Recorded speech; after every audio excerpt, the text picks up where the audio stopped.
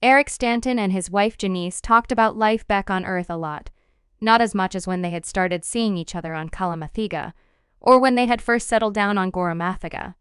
But their children had heard them talk about the old days plenty of times. For this reason, it should not have been too big a surprise when Cherie, the youngest of the three, asked if she could have a bicycle for her birthday. We'll see. The first easy option was not an option. There was nothing like a bicycle shop or a company which made bicycles or which made anything like a bicycle on all of Gorumathega. This made the hardest sense, as Gorumas were quadrupedal reptiles with cat-like bodies, weighing in at a half-ton each as adults, and they had never looked into Goruma-powered transport. Cherie did not take this news well, and Eric had tried to cushion the blow by promising to see if he could import a bicycle from Gorumathega, where the bulk of Homo sapiens now live. It developed that among the many small businesses that had sprung up on Gorumathega were not a few bicycle companies, but only a handful were prepared to export their wares off-world. There was a fair bit of red tape involved in this, and none of them had achieved economies of scale, so the only models available were crazy expensive. Eric quietly informed Janice of this development but kept the bad news from the children. This left one option, and so as his spare time allowed, he corresponded with every bike shop on Gorumathega that would answer his inquiries, and this short list was winnowed down to the few that would share schematics. After this came more time researching local machine shops that specialized in bespoke work, still more time sourcing the materials that were most suited for bicycles, and then, because Gorumathega strictly followed the Confederation Common Policy on recycling and reusability, finding materials that could be repurposed or recycled when the day came that the children outgrew their bikes.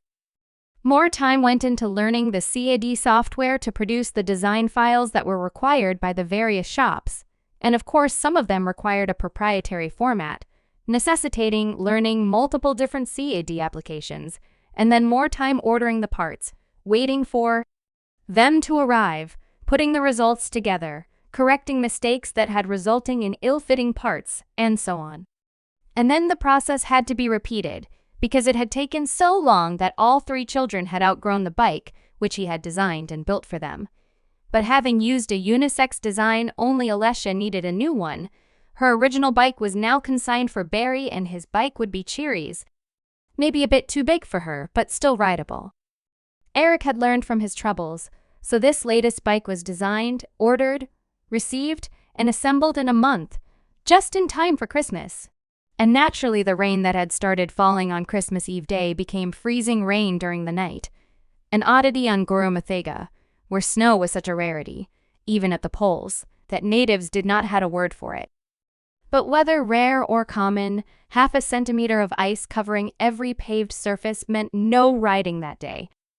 Barry ignored this announcement and tried riding on the walkway between their house and the dock, but got only 3 meters before the rear wheel slipped out from underneath him and gave him a bruised shoulder. This reminded Eric that they needed helmets too, which only took another 3 weeks to make. Finally, a good day for riding came. On a Sunday, and because there really was not any good place to ride on the island where they all lived, they brought the bicycles with them to church. And when the morning service was over and the parking lot was empty, Eric taught the kids how to ride.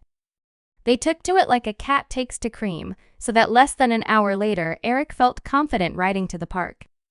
There was a broad sidewalk along the road that led from the church building to the nearest park, about 1.5 kilometers away. Janice had declined a bike of her own, so she took the tram, while Alessia, Barry, Cherie, and Eric pedaled down the sidewalk. When they were about a third of the way there, Eric heard the unmistakable heavy crunch of an automobile collision. He called for his children to stop, and then turned to look. About 60 meters behind them, on the other side of the roadway, one car had rear-ended another. He debated going back to offer assistance, but then he saw that some of the natives had stopped to help and decided that it was not needed. During the rest of the ride to the park, there were 3 more accidents on the roadway, but Eric ignored them. The park was on the small side for Gorumas, but for humans it was more than spacious, and the pathways, also sized for Gorumas, were never less than 3 meters across, giving them plenty of room to maneuver around the natives who were walking around. Janice had arrived before they did, and as they rode around, he could hear her shouting at Barry to be more careful. After an hour of riding around, his legs were starting to get tired, and so when he noticed two Gorumas in police uniforms talking with Janice, he was glad for the excuse to stop. He dismounted, checked to make sure that his transvocalizer was clipped to his ear, and joined the conversation. "Telluri Satanitone," the senior officer said. "I am Officer Katobanifa, and this is Officer Nesadanica." Eric's transvocalizer rendered the officer's rumbling speech with a male voice. "We have received a report that you and your family were performing gymnastics along the roadway. We cannot permit this. It is distracting the drivers and has already led to 4 separate accidents." "We were not doing gymnastics," Eric said.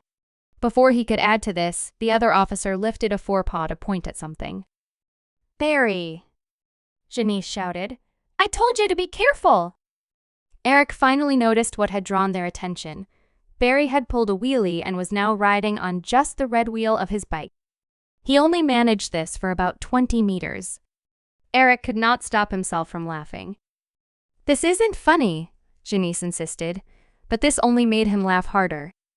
Fortunately, few Gorumas knew human laughter when they saw it, and the 2 officers were not among those few.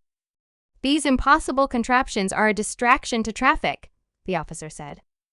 "I must forbid you to ride them along the roadway." "What about the park?" Eric said. "There doesn't seem to be any danger here." "For the moment, but if it creates a hazard, we will forbid that as well." The officer took a moment to write up a report and handed a copy to Eric, and then the officers left. Eric looked at the report long enough to be satisfied that he was not going to be charged with anything. They watched their kids ride around for a while longer. They were not the only ones watching them. Many of the natives could look at nothing else. As usual, Barry seemed to be enjoying the attention. "Oh no," Eric heard Janice say. "What?"